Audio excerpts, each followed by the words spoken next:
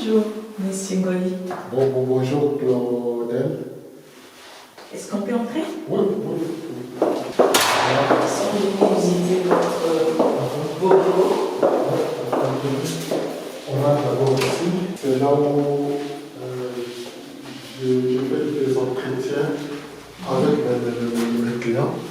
C'est la salle d'entretien. Ok. Ici. Et puis on a encore ici pour faire la pause, tout ça, et puis c'est rafraîchir un peu. Là où on se sécurise, c'est les savoirs juridiques. Ici, c'est le cabinet pour les probatites. Alors là, on a une salle d'attente. Alors, si les clients viennent chez nous, ils sont d'abord accueillis ici où ils doivent se mettre avant qu'ils soient servis. Alors là, c'est là où travaille ma secrétaire et mon assistante. Ici, on a ici la salle interne. Il y a des fois où les clients arrivent et que j'ai grandement besoin de lui pour lui poser des questions tout en travaillant. Alors je les reçois ici. Alors là, c'est là où je les reçois. Et puis il y a ici, c'est là où vraiment je travaille. Donc c'est mon bureau.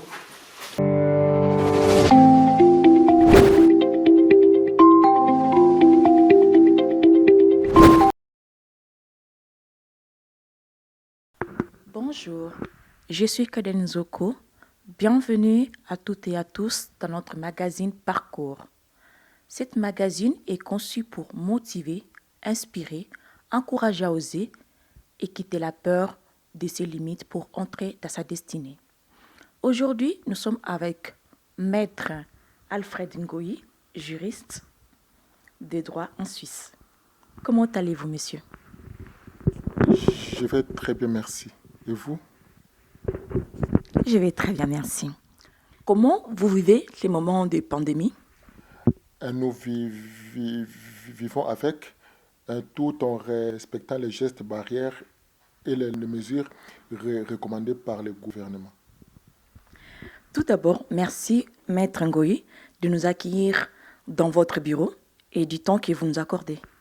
Moi aussi, je vous remercie d'être venu et de m'avoir invité. Et je vous encourage pour continuer avec cette initiative aussi louable. Merci beaucoup. Pourriez-vous nous parler de votre parcours académique et professionnel, s'il vous plaît? Je suis content de passer aujourd'hui dans votre émission intitulée Parcours afin de parler du mien. En fait, moi, je suis origine de la RDC.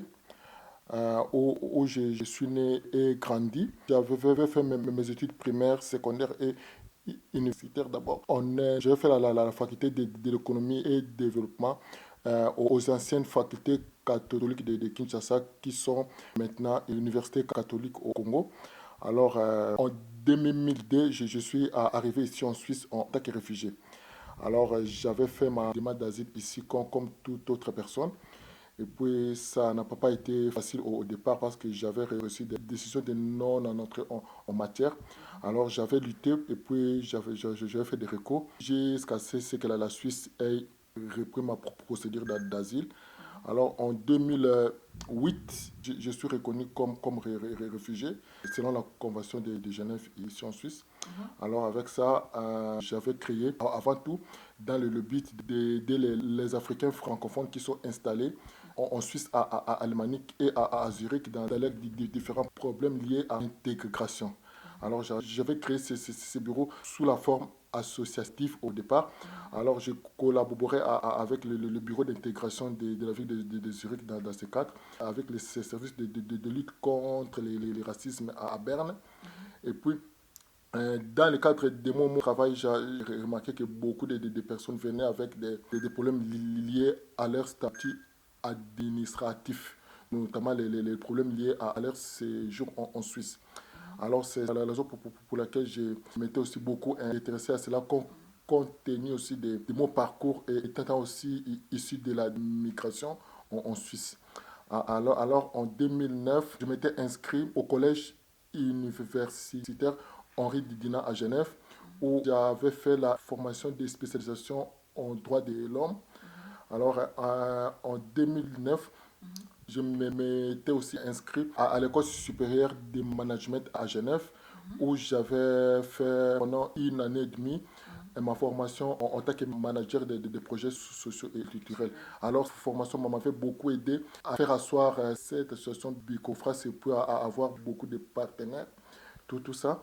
Et puis après, comme en tant que juridique, j'ai aidé beaucoup les gens dans les recours, dans les demandes d'asile, dans les demandes d'examen de leur dossier. Alors j'avais maintenant l'idée de faire les droits. Alors c'est ainsi qu'en 2011, je m'étais inscrit à l'université de Fribourg. C'est là que j'avais fait le Master of Art in Legal Studies. Donc, c'est le master en études juridiques. Alors, j'avais fait ça pour 2 ans. J'avais fini en 2013. Alors là, j'avais commencé après à exercer ces métiers en tant que juriste, vraiment de manière professionnelle. Donc, depuis 2013, juste après avoir décroché mon diplôme de master à l'université de Fribourg. Après, tout passait bien, mais j'avais l'idée après de continuer, c'est-à-dire que de ne pas de faire un jour de profession judiciaire en Suisse. Alors pour cela, il faut avoir terminé le cursus université de droit en Suisse. Alors je m'étais inscrit de nouveau à l'université de Neuchâtel, là où j'avais fait le Bachelor of Law. Donc c'est l'équivalence des graduats en RDC. Alors, j'ai fait ça pendant 3 ans. À côté, je continuais toujours à travailler. Donc, je combinais les études et le travail. Alors, après cela, quand j'ai fini mon bachelor à l'Université de Châtel, je suis encore parti à l'Université de Fribourg. J'ai fait mon Master of Law, ma mention bilingue, donc français-allemand, et puis ma mention droit européen. Et puis avant cela, en 2014, j'avais fait la formation des spécialistes en migration. Alors j'avais, moi, le brevet fédéral des spécialistes en migration. Alors sur le plan professionnel, alors j'exerce depuis dans la pratique des droits depuis 2008, mais en tant que juriste professionnel au sein de l'organisation Bicofras depuis 2013. Voilà. Est-ce que ça a été facile de créer Bicofas? Bon, au départ, ça n'a pas été facile en tant que migrant, mais j'ai eu la chance de me trouver dans un pays où il y a beaucoup de facilités, là où il a aussi les droits à la liberté économique et puis à la liberté associative. Alors ça fait à ce que je puisse parvenir à créer mon association et au départ et puis après des exercer tranquillement c'est mes métiers. D'où vient cette force de défendre les gens coûte que coûte jusqu'à la victoire et d'exceller dans votre domaine? C'est incroyable. En plus, vous êtes très sollicité, c'est qu'on a pu constater. Bon, en tout cas, ma force, c'est d'abord parce que je suis moi-même issu de la migration. Alors, je travaille dans le domaine du droit social, dont les droits de migration et les droits d'asile. Moi-même, j'ai été requérant d'asile ici en Suisse. Alors, je vois que c'est vraiment bien pour moi d'assister et de défendre les gens qui sont dans ces parcours-là. Parce que moi-même,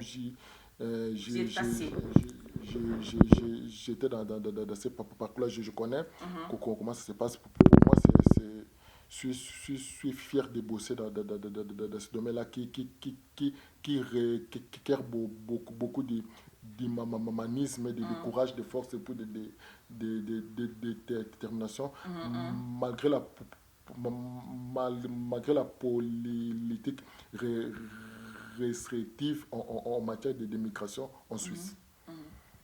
Quels sont les types de cas que vous travaillez très souvent? Moi, personnellement, je me suis spécialisé en droit social, donc droit de migration suisse, dans ces quatre régimes, dans les régimes ordinaires, les régimes préférentiels de l'ALCP, les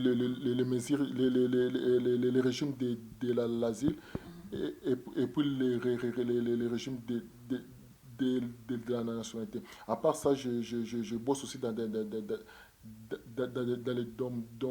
domaine des droits des assurances sociales, les droits sociaux, les droits de travail, les droits de la protection de l'enfant.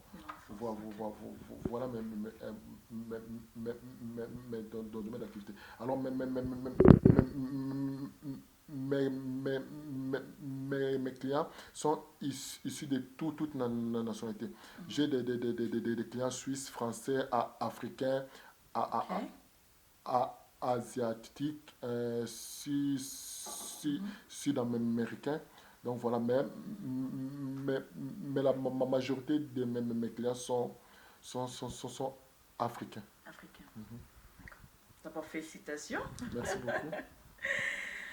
Juste en retournant sur votre parcours, Maître Ngoyi, on sent que ça n'a pas été facile, hein? Parce que tout parcours, ça n'a jamais été facile. En tout cas, très souvent. En quoi vous avez tenu pour rester focalisé et rester objectif, en fait? Pour moi, je visais une chose, atteindre mes objectifs. C'est ce qui est important toujours pour moi. Et puis, je misais beaucoup sur le courage et la détermination avec Dieu, bien sûr, et puis ça a marché. En vous écoutant, on se pose la question s'il y a eu des moments de doute. Parce que vous êtes assez passionné dans votre travail, on le sent. Est-ce qu'il y a eu des moments de doute, des moments où vous êtes dit je vais abandonner carrément? Oui, c'est ça. Travailler en tant que juriste dans le domaine des migrations en Suisse, ce n'est pas aussi facile. C'est comme je vous ai dit, la Suisse applique la politique restrictive en matière de migration pour des raisons d'intérêt public. Alors, il y a eu des moments, par exemple, vous avez fait l'étude des dossiers, vous avez fait beaucoup de recherches juridiques, vous interjetez les recours et vous obtenez après une des décisions négatives. Alors dans ce cas-là, vous pouvez aussi vous poser la question, mais comment je peux recevoir ces genres de décisions? Ça peut décourager, mais ce qui est important, c'est de se dire pourquoi je n'ai pas pu obtenir gain de cause dans ces dossiers-là. Alors voir là où ça n'avait pas marché pour essayer d'améliorer, de faire encore des recherches et puis de se motiver pour gagner après.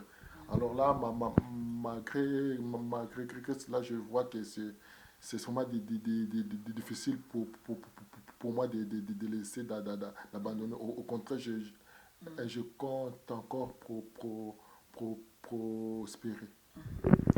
Alors, en vous écoutant aussi, j'ai entendu le mot détermination. C'est une de vos éléments que vous avez parcouru le chemin avec.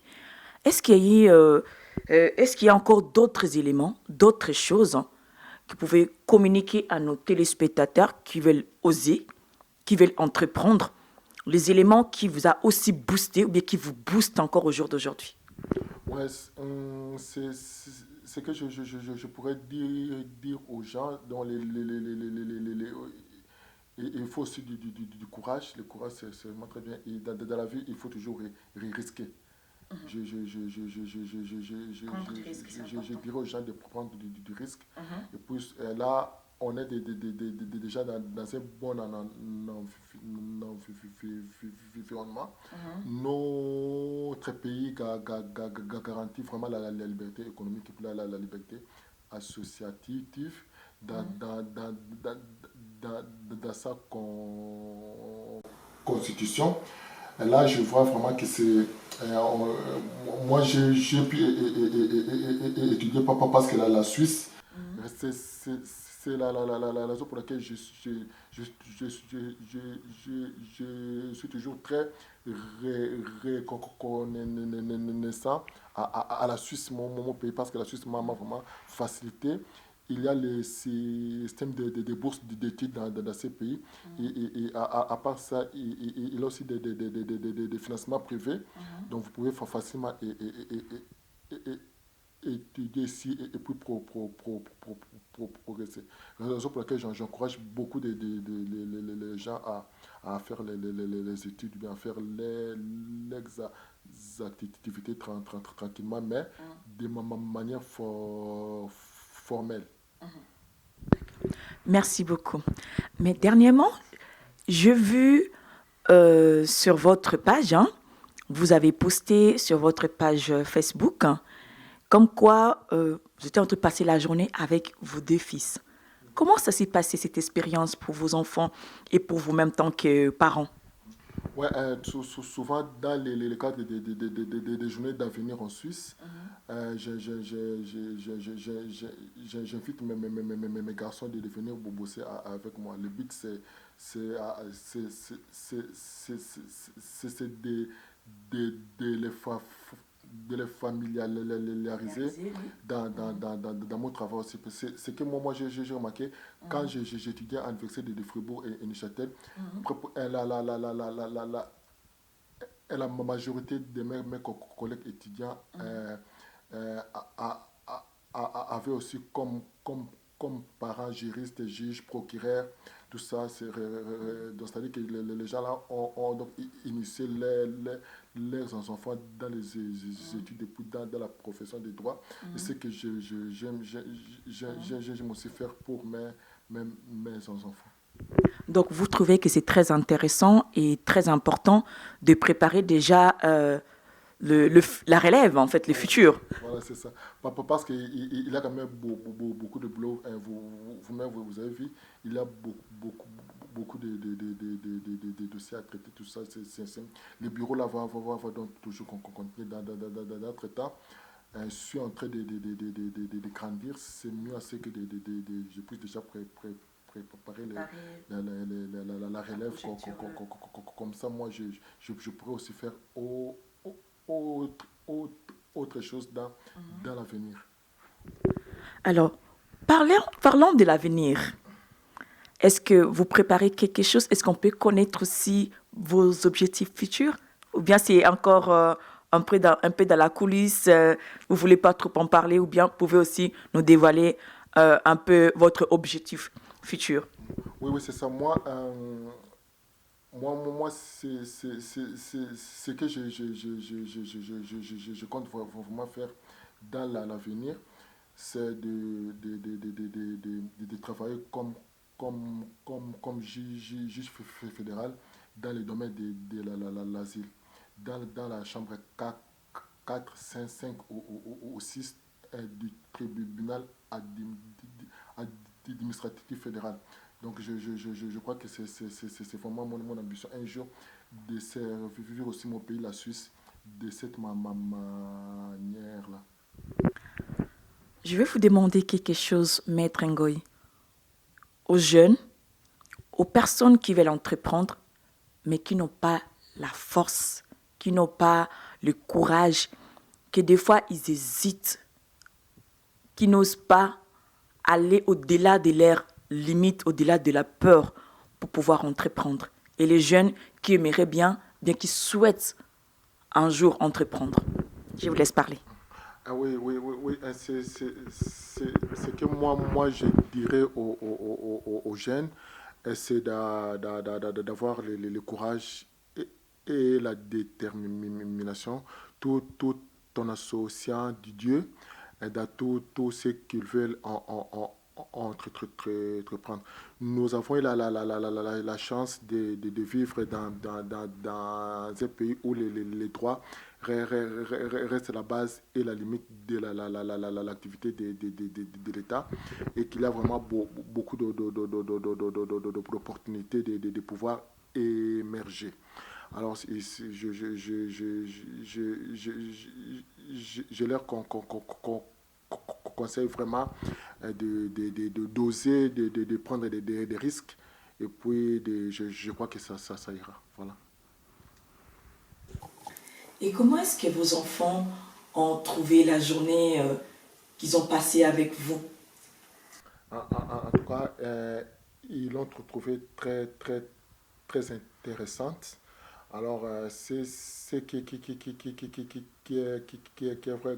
Grâce à moi, mes enfants sont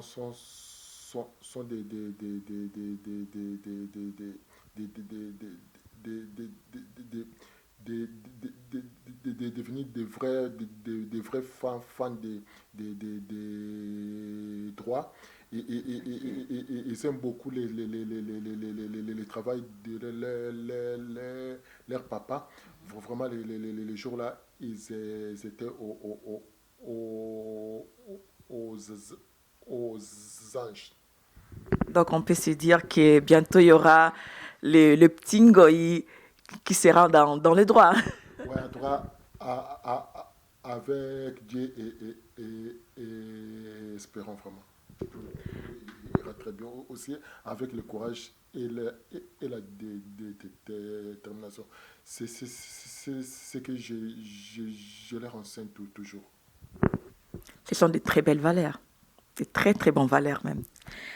Alors, pouvez encore de nouveau, si je peux vous le demander encore de nouveau, de nous dire un petit mot, une petite phrase à la magazine Parcours. En toi, c'est ce que je dirais à votre magazine. C'est une idée vraiment très louable, très encourageante. En tout cas, vraiment qu'on continue dans ces chemins. Alors, vraiment, c'est intéressant. Puis, je vous remercie beaucoup de m'avoir sollicité et puis d'être venu dans mon cabinet. En tout cas, vraiment, je vous encourage beaucoup. Nous aussi, on vous remercie. Voilà, on y est. On a fini notre première édition des Parcours. Merci à vous aussi de nous avoir suivis dans notre magazine Parcours, dans notre première édition avec Maître Ngoy. Et on vous dit à très bientôt sur notre chaîne Claudel TV. Merci. Le Seigneur fait que l'impossible devient possible dans ma vie. Seigneur fait que l'impossible devient possible.